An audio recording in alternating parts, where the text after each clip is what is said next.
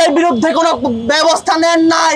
আমরা অনেক কথা বলতে দেখেছি, কিন্তু এই মপতন্ত্রের বিরুদ্ধে কোনো কার্যকরী ব্যবস্থা নিতে দেখি নাই। গতকালকে একটি মাজারে মব হামলা দেখলাম। আমরা অবাক হয়ে যাই, যেই দলটি অন্তর্বর্তীকালীন সরকারের আমলে কথায় কথায় মবের বিরুদ্ধে সরব ছিলেন, কথায় কথায় মব ঠেকিয়ে দিবেন তারা ক্ষমতায় আসলে, এই কথা বলে বেড়াতেন, সেই দলটি ক্ষমতায় আসার পর কতদিন পর পরেই এই উগ্রবাদী গোষ্ঠী, সাম্প্রদায়িক গোষ্ঠী মব হামলা করে যাচ্ছে মাজারে, বিভিন্ন জায়গায়।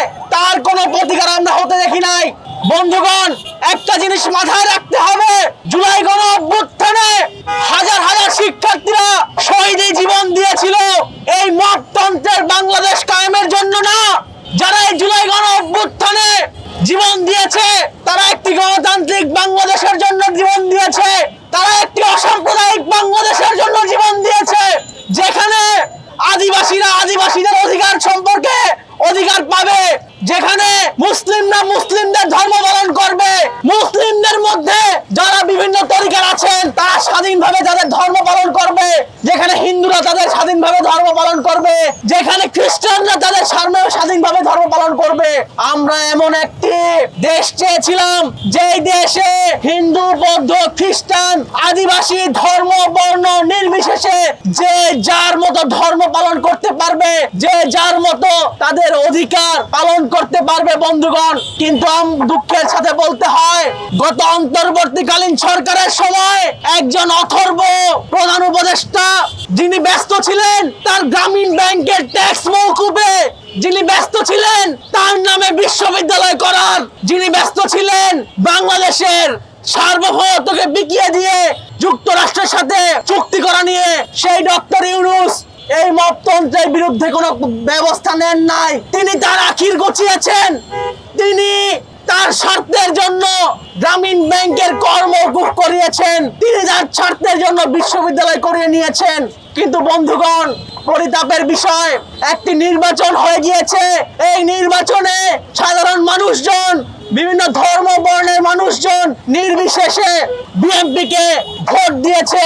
তারা ভেবেছিল বিএনপি সরকার আসলে এই সাম্প্রদায়িক গোষ্ঠীর আস্ফালন রুখে দেওয়া যাবে।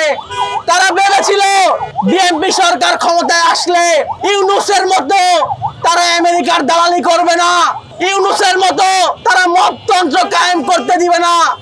কিন্তু পরিতাপের বিষয় এই যে এই ক্ষমতায় আসার পর স্বরাষ্ট্র উপদেষ্টাকে আমরা অনেক কথা বলতে দেখেছি, কিন্তু এই মপতন্ত্রের বিরুদ্ধে কোনো কার্যকরী ব্যবস্থা নিতে দেখি নাই। বন্ধুগণ, এই সরকার ক্ষমতায় আসার পর কুষ্টিয়ার ফিলিপনগরে মাজারে হামলা হলো, একজনকে নৃশংসভাবে হত্যা করা হলো, তার কোনো বিচার আমরা হতে দেখি নাই। কালকে আমরা শাহআলীর মাজারে পুলিশি পাহারায় তৌহিদি জনতার নামে মাজারে হামলা করতে দেখলাম, কিন্তু আমরা দেখলাম পুলিশ বলছে সেখানে মাদকের বিরুদ্ধে অভিযান হয়েছে। মাদকের বিরুদ্ধে অভিযানের জন্য যদি তৌহিদি জনতার নামক উগ্র গোষ্ঠীর প্রয়োজন হয়, তাহলে বাংলাদেশে পুলিশের কোনো দরকার নাই। বাংলাদেশের পুলিশ মাদকের বিরুদ্ধে অভিযানের জন্য আছে, বাংলাদেশের পুলিশ মপতন্ত্র আটকানোর জন্য আছে। বাংলাদেশের পুলিশের দায়িত্ব বিচার বহির্ভূত যে কোনো হত্যাকাণ্ডের বিরুদ্ধে ব্যবস্থা গ্রহণ করা। পুলিশের দায়িত্ব ঘুষ খাওয়া না, পুলিশের দায়িত্ব মামলা বাণিজ্য করা না। আমরা দেখছি গত সরকারের আমলে আমরা যে ফ্যাসিবাদী সরকার দেখেছি, সেই সরকারের আমলে পুলিশকে দেখেছি বিভিন্ন আন্দোলনে গুলি করতে। শেখ হাসিনা ক্ষমতা থেকে যাওয়ার 3 মাস আগে মিরপুরে শ্রমিকদের আন্দোলনে গুলি করে 4 জন শ্রমিককে হত্যা করেছে। পরিতাপের বিষয়, জুলাই গণ অভ্যুত্থান শেখ হাসিনার বিরুদ্ধে সংগঠিত হলো। সেই গণ অভ্যুত্থানে আমার সাগরের শ্রমিকরা জীবন দিল, সেই গণ অভ্যুত্থানে আমার 23 জন রিক্সা শ্রমিক জীবন দিল, এত শ্রমিকরা জীবন দিল। এই শ্রমিকদের রক্তের উপর ভর করে কিছু জাতীয় বেঈমান উপদেষ্টা হলো, কিন্তু তারা শ্রমিকদের অধিকার আদায়ের জন্য কোনো কাজ করলো না, শ্রমিকদের সুরক্ষার জন্য কোনো কাজ করলো না। বরং ডক্টর ইউনূস দায়িত্ব নিয়ে অন্তর্বর্তীকালীন সরকার যেই শ্রমিকদের রক্তের কারণে সে ক্ষমতায় আসতে পেরেছিল, সেই শ্রমিকদের উপর আবার গুলি করেছিল।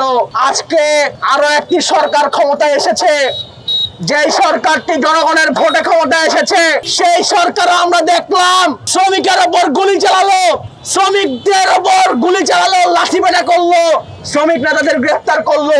কালে কালে এই জনবিরোধী কর্মকাণ্ড বিভিন্ন দলকে ফ্যাসিস্টে রূপান্তরিত করেছে।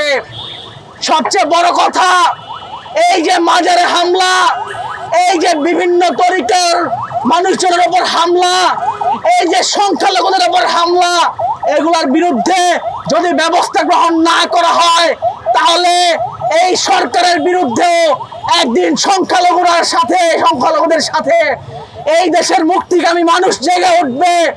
এই জেগে উঠলে আপনারাও পালানোর জায়গা পাবেন না। বাংলাদেশে কোনো ফ্যাসিস্টদের জায়গা হয় নাই, শেখ হাসিনা ক্ষমতায় থাকতে পারে নাই, এরশাদ ক্ষমতায় থাকতে পারে নাই। আপনারা যদি এই ধরনের কর্মকাণ্ডের বিরুদ্ধে ব্যবস্থা গ্রহণ না করতে পারেন আপনারাও ক্ষমতায় থাকতে পারবেন না।